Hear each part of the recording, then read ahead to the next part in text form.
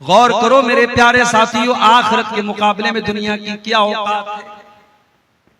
इसीलिए अल्लाह के नबी एक दिन सहाबा के साथ जा रहे थे, रास्ते में एक मरी हुई बकरी का बच्चा पड़ा हुआ था। आपने सहाबा से कहा, छोटे छोटे कान वाला बकरी का बच्चा था, मरा हुआ बच्चा था।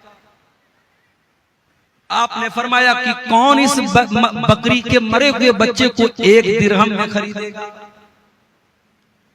सहाबा ने कहा, अल्लाह के नबी, ये तो वैसे भी छोटे छोटे कान वाला ऐबदार है और मरा हुआ है, 1 दिरहम की आप बात करते हैं, अगर इसको कोई फ्री में देगा तो भी हम खरीदने को तैयार।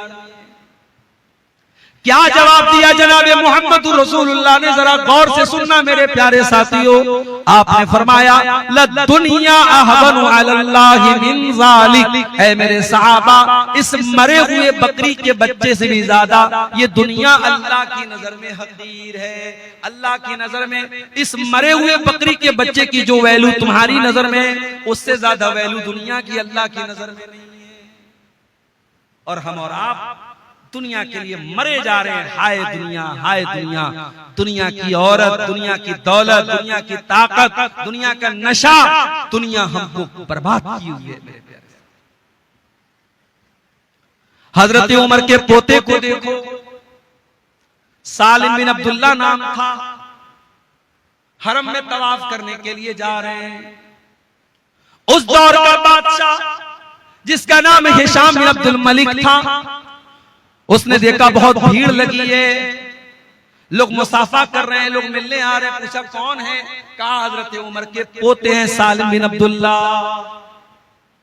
हिशाम बिन अब्दुल मलिक भी करीब आया, उसने मुसाफा किया, सलाम किया, कहा ऐ सालिम बिन अब्दुल्ला, ऐ हजरत उमर के पोते, मैं अमीरुल मोमिनीन हूँ, मैं हिशाम बिन अब्दुल मलिक हूँ। ऐ सालिम, अगर कोई चीज की जरूरत हो तो मुझसे मांग लेना। सालिम ने कहा, अमीरुल मोमिनीन, खाने काबा के पास खड़ा हूं, अल्लाह के घर के पास खड़ा हूं। ऐ सालिम, मुझे शर्म आती है कि अल्लाह के घर में खड़ा होकर के मैं अल्लाह के सिवा किसी और से कुछ मांगूं, मैं यहां आपसे कुछ नहीं मांग सकता। सालिम ने तवाफ किया, हिशाम ने भी तवाफ किया। तवाफ कंप्लीट करने के बाद जब सालिम बिन अब्दुल्ला हरम के बाहर निकले, हिशाम बिन अब्दुल मलिक ने उनका हाथ पकड़ा, कहा है सालिम, अब तो आप हरम के बाहर आ चुके, आप तो मस्जिद हराम के बाहर आ चुके हैं। सल्ली हाजतन, अब कोई सवाल करना हो तो मुझसे कर लो, कोई चीज मांगना हो तो मुझसे मांग लो। कहा अमीरुल मोमिनीन, क्या मांगू आपसे? दुनिया की कोई चीज मांगू या आखिरत की कोई चीज मांगू? कहा है सालिम, आखिरत की कोई चीज देने के काबिल तो मैं नहीं हूं, हाँ दुनिया की कोई चीज अगर चाहिए तो मैं देने को तैयार। कहा है अमीरुल मोमिनीन, मा सालतु दुनिया मिम्मन यमलिकुहा फकैफ असअलुहा मिम्मन ला यमलिकुहा। ऐ अमीरुल मोमिनीन हिशाम बिन अब्दुल मलिक, मैंने तो दुनिया का सवाल उस जात से भी नहीं किया जो दुनिया की मालिक है, मैंने तो अल्लाह से भी दुनिया का कोई सवाल नहीं किया, मैंने दुनिया की कोई चीज अल्लाह से भी नहीं मांगी, मैं उससे क्यों दुनिया मांगू जो दुनिया का मालिक नहीं है। जो दुनिया का मालिक है अल्लाह तबारक व तआला, मैंने तो दुनिया उससे भी नहीं मांगी है। ऐ हिशाम बिन अब्दुल मलिक, मैं आपसे दुनिया क्यों मांगू, आप तो दुनिया के मालिक भी नहीं है। मेरे प्यारे साथियों, ये हजरत उमर के पोते की सोच है, ये सालिम बिन अब्दुल्ला की सोच। और आगे बढ़िए, हारून रशीद का दौर है। हारून रशीद के दौर में एक बहुत बड़े आलिम थे जिनका नाम इब्ने सम्माक था। एक मर्तबा हारून रशीद इब्ने सम्माक से मिलने के लिए आया। उस दौर के जो उलमा होते थे वो दरबारी नहीं होते थे, बादशाह की चापलूसी नहीं करते थे, बादशाह का चप्पल नहीं उठाते थे। आज आप देख लो, हुकूमत कोई फैसला करती है तो हुकूमत के जो चमचे हैं वो हुकूमत की तारीफों के पुल बांटते कि बहुत अच्छा फैसला किया। फैसला गलत हो सही हो इससे मतलब नहीं है, उन्हें हुकूमत के हर फैसले की तारीफ करना है। आज भी ऐसे दरबारी मुल्ला और ऐसे दरबारी उलमा आपको मिल जाएंगे। इब्ने सम्माक बहुत अल्लाह वाले बंदे थे। हारून रशीद मिलने के लिए आया, उन्होंने हारून रशीद को कोई प्रोटोकॉल नहीं दिया, कोई सम्मान नहीं दिया। हारून रशीद ने कहा, इब्ने सम्माक आप इस दौर के बहुत बड़े आलिम हैं, मुझे कुछ नसीहत कर दीजिए, मुझे कुछ समझा दीजिए, मुझे प्यार से कुछ बातें बता दीजिए। इब्ने सम्माक ने कहा, अमीरुल मोमिनीन मैं दो सवाल आपसे करना चाहता हूं। पहला सवाल ये है, मान लीजिए आप सहरा में हैं, रेगिस्तान में हैं और बहुत शोर की आपको प्यास लगी है, इतनी तेज प्यास लगी है कि पानी नहीं मिला तो आप मर जाएंगे। इतने में एक इंसान आपको सहरा में नजर आता है, उसके हाथ में एक कटोरा पानी है, वो कटोरा लेकर के आपके पास आता है और कहता है, ऐ हारून रशीद मैं एक कटोरा पानी आपको देने को तैयार हूं, शर्त ये है कि आप अपनी आधी हुकूमत मुझको दे दीजिए। ऐ अमीरुल मोमिनीन अपने दिल पे हाथ रख के बताइए कि आप अपनी जान बचाएंगे या आधी हुकूमत दे करके अपनी जान बचाएंगे या हुकूमत को बचा लेंगे। हारून रशीद ने कहा, जान से बढ़ के कोई चीज नहीं, अगर जान जा रही है प्यास के मारे मैं एक कटोरा पानी के लिए अपनी आधी हुकूमत दे दूंगा और उससे पानी पी ले। कहा, अमीरुल मोमिनीन पानी आपने पी लिया, अब वो पानी आपकी बॉडी में आपके शरीर में जाकर के फंस गया, पेशाब का रास्ता बंद हो गया, पेशाब नहीं हो रहा है, आप तकलीफ से बेचैन हैं, पेशाब की नाली जाम है, पेशाब नहीं निकल रहा है, आपको इतनी तकलीफ है कि अगर आपको पेशाब नहीं हुआ तो आप तड़प तड़प करके मर जाएंगे। इतने में एक इंसान आता है और कहता, ऐ हारून रशीद मेरे पास ऐसी दवा है, मेरे पास ऐसा तरीका है, मैं आपको वो दवा दे दूंगा, आपका पेशाब जो फंसा हुआ है, आपके बदन में जो पानी फंसा हुआ है वो बाहर निकल जाएगा, आपको रिलैक्स मिल जाएगा, आपको आराम मिल जाएगा, मगर शर्त यह कि आपको अपनी आधी हुकूमत मुझको देना पड़ेगा। ऐ हारून रशीद अब सच्ची बताना कि आप अपनी जान बचाएंगे या आप हुकूमत बचाएंगे। कहा, अगर ऐसी सिचुएशन आ जाए, ऐसी कंडीशन आ जाए, जान का खतरा आ जाए, अगर पेशाब नहीं हुआ तो मेरी जान चली जाएगी, ऐसी सूरत में मैं आधी हुकूमत दे करके अपनी जान बचा दूंगा। कहा, अमीरुल मोमिनीन आज के बाद इस हुकूमत पर कभी नाज मत कर। ऐ अमीरुल मोमिनीन हारून रशीद अपनी हुकूमत पर कभी नाज मत करना, आपकी हुकूमत की हैसियत एक कटोरा पानी और पेशाब के चंद कतरे से ज्यादा नहीं है, इस हुकूमत की वैल्यू इससे ज्यादा नहीं। मेरे प्यारे साथियों, जो बात हारून रशीद को इतनी समझा बुझा करके इब्ने सम्माक ने कही थी, कुरान ने एक लाइन में वो बात कह दी, वमल हयातुद दुनिया इल्ला मताउल गुरूर।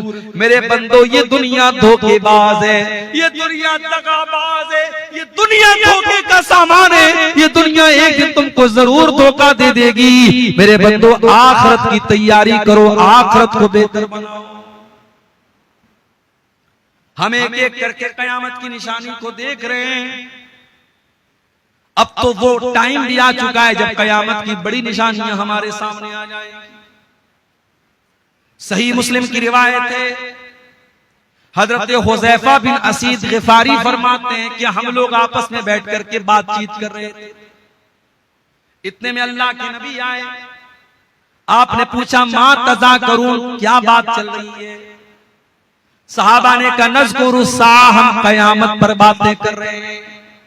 ओ आईपीएल का मैच देखने वाले मेरे नौजवानों, वो अपनी चूड़ी और कंगन और ईयररिंग के बारे में बात करने वाली मेरी प्यारी माँ बहनों, वो अपनी दुनिया में मगन रहने वाले मेरे नौजवानों, जरा नबी के सहाबा से सीखो।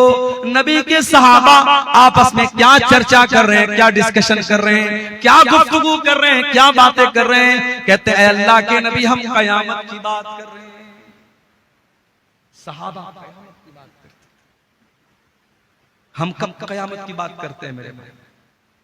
जलसा हो रहा है, प्रोग्राम हो रहा है, जितने लोग मैदान में फील्ड में नहीं उससे ज्यादा आपको सड़क पर चलते हुए नजर आ जाएंगे। नौजवान लड़के लड़कियों के औरतों के पिंडाल के पास आपको नजर आ जाएंगे, लड़कियां दुकानों पर आपको नजर आ जाएंगी, लोग चलते फिरते नजर आ जाएंगे। आज दीन की बातों को लोग सुनना नहीं चाहते, आज कयामत की बातों को लोग सुनना नहीं चाहते। मेरे प्यारे साथी, सहाबा ने कहा अल्लाह के नबी हम कयामत की बातें करें। आपने फरमाया इन्नहा लन तकूम हत्ता तरौन अशराया, ऐ मेरे सहाबा कयामत उस वक्त तक नहीं आएगी जब तक तुम 10 बड़ी बड़ी निशानियों को न देख लो।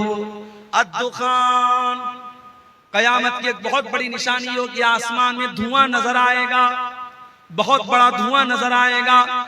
ईमान वाले उस धुएं की वजह से जुकाम का शिकार हो जाएंगे, और जो काफिर होंगे, जो मुनाफिक होंगे, वो धुआं उनकी नाक में जाकर के उनको जान से मार देगा। कयामत के पहले वो धुआं आएगा।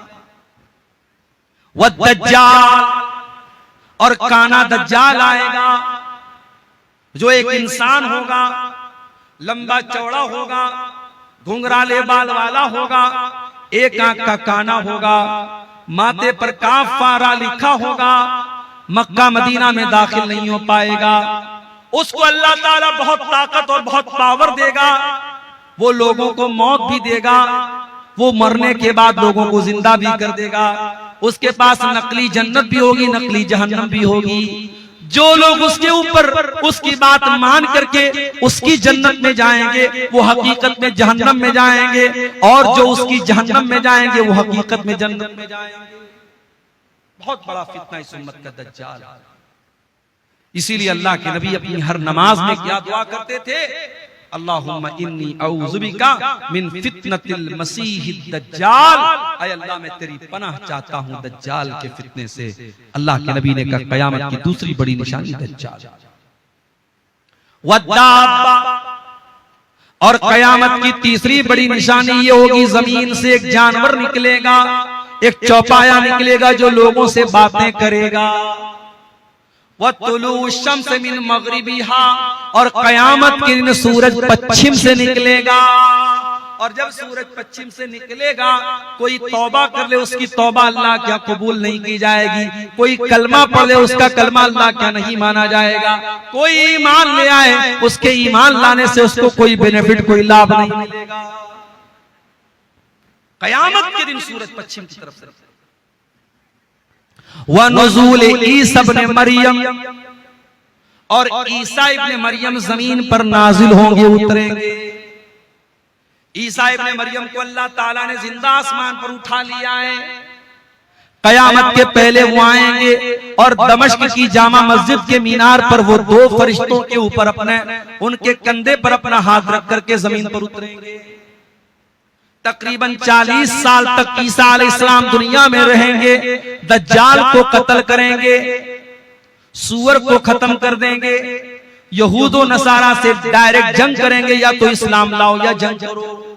उनके दौर में बहुत अमन शांति होगी। ईसा अलैहिस्सलाम अपनी शरीयत लेकर के नहीं आएंगे, वो भी मस्जिद में आकर के नमाज पढ़ेंगे मुसलमान इमाम के पीछे, उम्मत मुहम्मदिया के इमाम के पीछे वो नमाज पढ़ेंगे, वो नबी की हैसियत से नहीं आएंगे। ईसा इब्न मरियम कयामत के पहले नाजिल होंगे, हमारा ईमान। व याजूज व माजूज, और 2 फसादी कौमें जिनको याजूज और माजूज कहा जाता है, जिनको हजरत जुल्करनैन ने बहुत बड़ा डैम बना करके उनको रोक दिया है। कयामत के पहले वो डैम तोड़ करके बाहर आ जाएंगे और बहुत फसाद जमीन में मचाएंगे, बहुत फसाद मचाएंगे। आसमान पे तीर चलाएंगे और वो तीर खून आलूद होकर के वापस गिरेगा। वो बहुत बड़े बड़े नदियों का पानी अकेले पी जाएंगे, बहुत जुल्म सितम करेंगे। तब ईसा अलैहिस्सलाम उनके लिए बद्दुआ करेंगे। आसमान से परिंदे आएंगे और कीड़े आएंगे जो उनके गर्दन पर गिरेंगे, उनकी मौत हो जाएगी। फिर उनकी बदबू से पूरी जमीन भर जाएगी। फिर ईसा अलैहिस्सलाम अल्लाह ताला से दुआ करेंगे तो उनकी लाश और उनका बचा कुचा जो भी डेड बॉडी होगी अल्लाह ताला उसको जमीन से उठा लेगा। याजूज और माजूज ये कयामत की बड़ी निशानी।